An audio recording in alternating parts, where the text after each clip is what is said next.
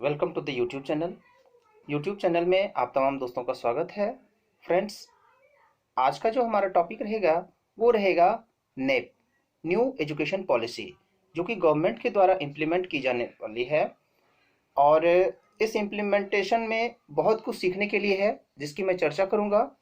इसमें आप जान पाएंगे कि इस पूरे नेप का जो कमेटी गठित किया गया है वो किसके अंतर्गत कमेटी गठित किया गया है।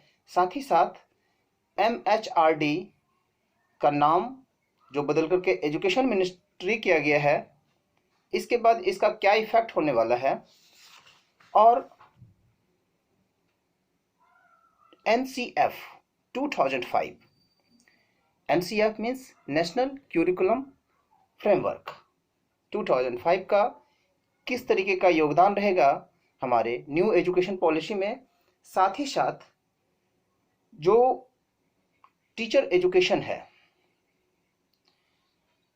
और जो हम लोग टीचिंग लाइन में हैं, तो उसमें TET का क्या क्या योगदान रहेगा, इसके बारे में भी चर्चा करेंगे। और इसके साथ ही NCPF और ECCE के बारे में भी हम लोग चर्चा करेंगे।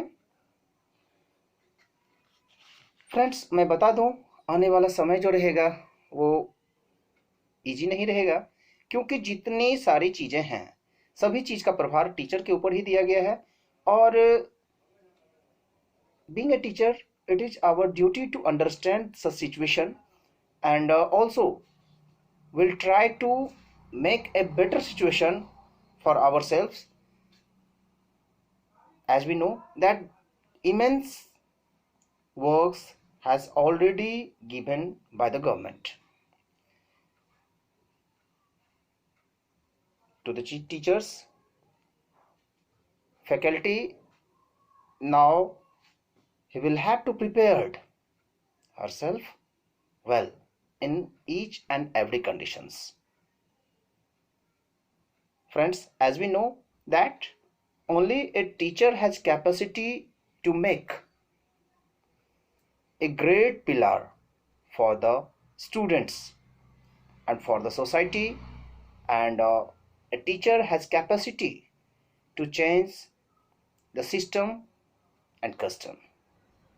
It means, I want to say it directly, that on the basis of education we can change various things.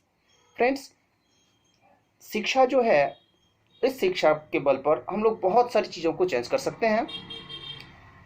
तो न्यू एजुकेशन पॉलिसी इस आशय से दी गई है, ये डिपेंड करता है टीचर्स के ऊपर कि अब टीचर्स को अपने आप में कुछ बदलाव लाने होंगे, और पुराने समय का जितना भी पैटर्न है वो रट्टा मार कंडीशन वाला अब नहीं चलेगा। अब जो सिचुएशन आ गया है 5+3+3+4, इसके तहत ये हो जाएगा कि पहले जो कि बच्चे 5 क्लास तक में यदि इंग्लिश की भी पढ़ाई जो होती थी, तो अब बच्चों के सुविधा अनुकूल बच्चों की पढ़ाई जो होगी वो लोकल लैंग्वेज में होगी। जो इंग्लिश की महत्ता है, जो बर्डन दे दी जाती थी स्टूडेंट्स के ऊपर, तो वो बर्डन हट जाएगी। अब इंग्लिश एक सब्जेक्ट के तौर पर रहेगा। और साथ ही साथ बता दें कि बच्चे जो हैं क्लास 5 तक वो अपने लोकल लैंग्वेज में पढ़ाई करेंगे या फिर मातृभाषा में पढ़ाई करेंगे। पहला और दूसरा जो फर्स्ट 5 का रहेगा, तो पहला और दूसरा जो क्लास रहेगा, जो 2 साल के रहेंगे, वो आपके आंगनवाड़ी केंद्र और जूनियर केंद्रों पर जो संचालित की जाती है गवर्नमेंट के द्वारा, वहाँ उसे पढ़ाया जाएगा। और क्लास 3 से बच्चे का एडमिशन लिया जाएगा। और साथ ही साथ 3 to 5 बच्चे का जो प्रिपरेशन होगा वो प्रिपरेशन फॉर फ्यूचर के लिए हो जाएगा। बच्चों में एक नींव रखी जाएगी ताकि बच्चे फ्यूचर के लिए तैयार हो सकें। 6 to 8, 6 to 8 जो रहेगा ये बच्चों का मिडिल स्टेज है और इसमें एक फिक्स्ड क्यूरिकुलम होगा। 6 to 8 में बच्चे अपने इच्छा के अनुसार computer coding, music, dance, cricket, जिस चीज में उसे रुचि है वो अलग अलग तरीके की वोकेशनल कोर्सेस करेंगे। और 8 के बाद जो कि वोकेशनल कोर्स जो कि 2 साल का होगा, 6 to 8 के दरमियान में वोकेशनल कोर्स इसलिए करवाई जा रही है ताकि एटलीस्ट बच्चे जब पास आउट हो जाएं और पास आउट होने के बाद वो अपने पैरों पे खड़े रहें। मीन्स पैरों पे खड़े होना मीन्स अपने आप को स्टेबल कर लें, चाहे किसी भी फील्ड में वो अपने आप को कमज़ोर ना समझ करके अपने आप को ये क्वालिटी डेवलप कर लेंगे कि मैं किसी एक सेक्टर में बहुत ही परफेक्ट हूँ और उस सेक्टर में मैं काम कर सकता हूँ। इट मीन्स टेक्नोलॉजी का भरपूर यूज होने वाला है और डिजिटलाइजेशन का वर्क है और डिजिटलाइजेशन में भी बहुत सारे काम देखने को मिलेंगे। अब बारी आती है 9 से +2 तक के बच्चे को। ज़्यादातर देखने को मिलता था कि बच्चे 9 में कम पढ़ाई करते थे और बोर्ड में ज़्यादा ध्यान देते थे और बोर्ड का एक प्रेशर बना हुआ रहता था। अब ऐसा नहीं होगा, अब बच्चों को 9th क्लास में भी पढ़ाई करनी होगी, वो भी सेमेस्टर वाइज। 9th में 2 सेमेस्टर होगा, 10th में भी 2 सेमेस्टर होगा, 11th में भी 2 सेमेस्टर होगा और 12th वाले में भी 2 सेमेस्टर होंगे। कुल 4 साल का जो होगा उससे बच्चों में गहरी समझ पैदा होगी। बच्चे फ्री होंगे किसी भी सब्जेक्ट को चूज करने के लिए, चाहे वो आर्ट्स के हों, चाहे वो साइंस के हों, चाहे वो कॉमर्स के हों। पहले क्या होता था, पार्टिकुलर में बढ़ जाता था, ये आर्ट्स का, ये साइंस का और ये कॉमर्स का। लेकिन अब ऐसा नहीं होने वाला है। अब आर्ट्स के बच्चे फिजिक्स ले सकते हैं, केमिस्ट्री ले सकते हैं, बायो ले सकते हैं। यानी एक सब्जेक्टिव पूल जो था अब उसमें सेलेक्टिव पर्पस रहेगा, स्टूडेंट के ऊपर डिपेंड रहेगा in which subject he is interested. Class 6 से ही कंप्यूटर कोडिंग की व्यवस्था हो गई है, यानी अब कंप्यूटर टीचर की बल्ले बल्ले है। कंप्यूटर टीचर की अहम योगदान होगी सॉफ्टवेयर और मोबाइल एप्लीकेशंस, इस तरीके के कोर्सेस बच्चों को क्लास 6 से ही सिखाने होंगे। इंटर्नशिप जो कि ज़्यादातर कॉलेजों में, इंजीनियरिंग कॉलेजों में करवाया जाता था, वो इंटर्नशिप बच्चों को क्लास 6 से ही अब देने की व्यवस्था हो गई है कि बच्चा यदि इंटरेस्टेड है, यदि पेंटिंग में इंटरेस्टेड है या फिर म्यूजिक में इंटरेस्टेड है, तो उसे हाई लेवल इंस्टीट्यूशन तक इंटर्नशिप की व्यवस्था होगी। और उस इंटर्नशिप में बच्चे अपनी गहरी समझ को डेवलप कर पाएंगे और उस चीज को अच्छी तरीके से सीख पाएंगे। इसके अलावा जो होगा, जो बोर्ड एग्जाम्स हैं, बोर्ड एग्जाम्स को लेकर के ज़्यादातर बहुत परेशानियां हुआ करती थी। अब इस नेप के तहत अब बोर्ड एग्जाम के प्रेशर को कम कर दिया गया है।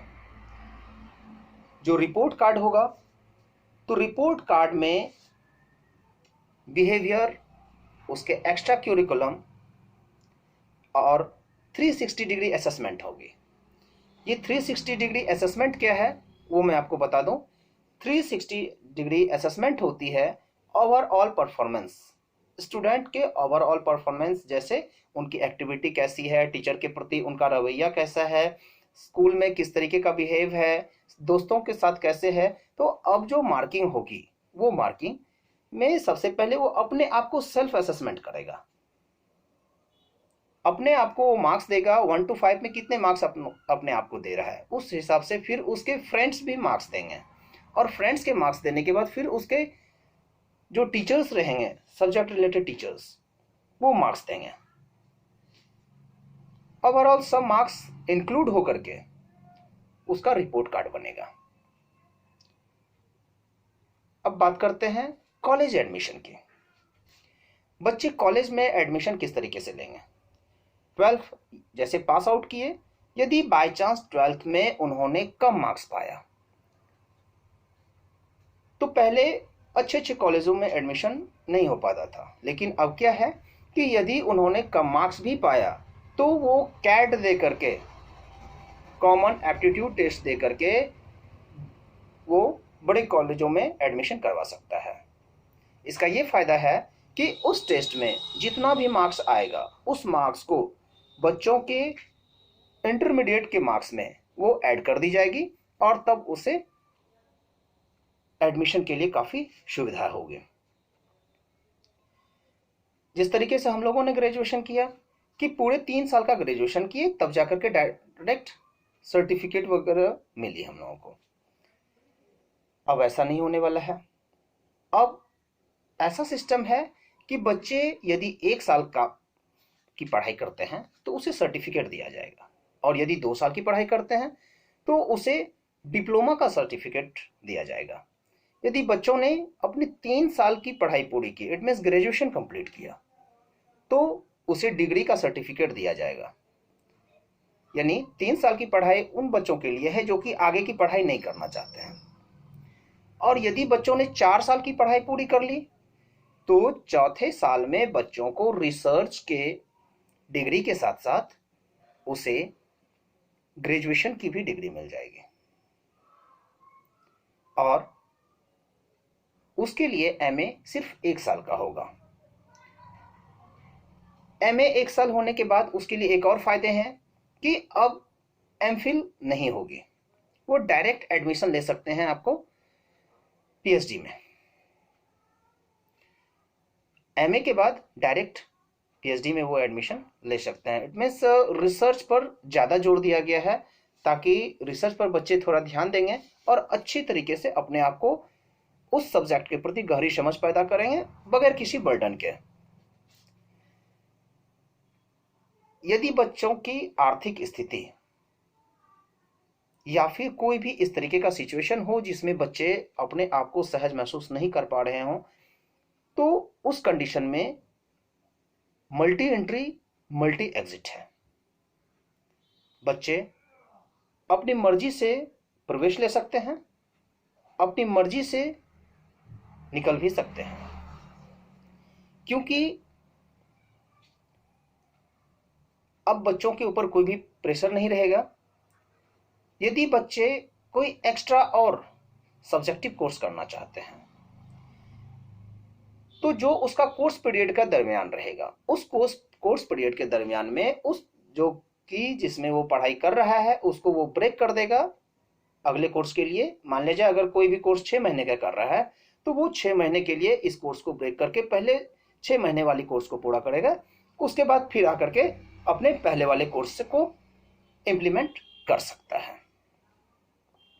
इसके अलावा एक और सुविधाएं दी गई हैं, academic bank of credit. Academic bank of credit में बच्चे जितने भी कोर्सेस करेंगे, सभी चीज का उसका क्रेडिट उसमें जुड़ा हुआ रहेगा, उसके रिकॉर्ड फ्यूचर के लिए रहेंगे। जैसे कि क्योंकि अभी डिजिटलाइजेशन वर्क है और डिजिटल का वर्क ज़्यादा होना है,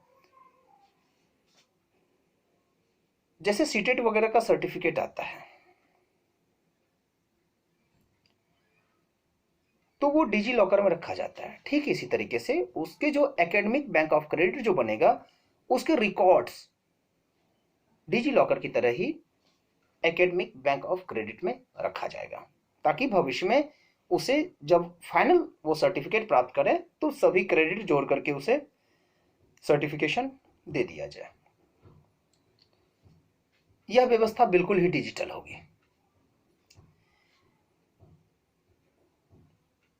ये जो नेशनल हायर एजुकेशन बिल है, ये कब इंप्लीमेंट होगी इसके बारे में भी हम लोग चर्चा करेंगे। ये इंप्लीमेंट होगी 2021 से 2022 के बीच में। कुछ और चेंजिंग किया गया है इसमें, ये एग्जामिनेशन के पॉइंट ऑफ व्यू से काफ़ी ज़रूरी है, उसको जान लीजिए। शिक्षा मंत्रालय जो की रूपांतरित नाम है, इसका पहले नाम था मानव संसाधन मंत्रालय। तो मानव संसाधन मंत्रालय का नाम बदल करके अब शिक्षा मंत्रालय रख दिया गया है। अब चर्चा करते हैं कि इन सारे चीजों को करने वाले आखिर है कौन। ये एग्जामिनेशन के लिए बहुत ही जरूरी है फ्रेंड्स, इसको जानना बहुत ही जरूरी है। इस पूरी कमेटी का जो अध्यक्ष है वो है डॉक्टर के कस्तूरी रंगन। अगर एग्जामिनेशन में पूछ दिया जाए तो आप वहां देंगे डॉक्टर के कस्तूरी रंगन कमेटी रिपोर्ट। ये 31 मई 2019 को बनी थी